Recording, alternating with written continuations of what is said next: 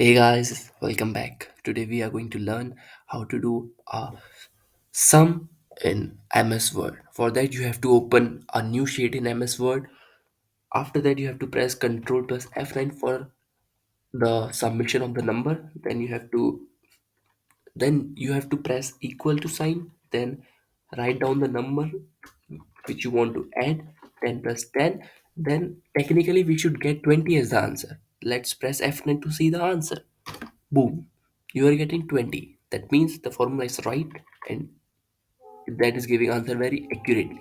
Now let's check if this formula follows the rule of BODMAS. To check that, we are going to write a equation. Then you have to press Ctrl plus F9 again, then equal to sign, then 10 multiply by 2 plus 2. Technically, we should get 22 as the answer because this is the rule of BODMAS. Now let's click on the number. Let's click on the key, which is F9 to see the answer. 22. Thank you for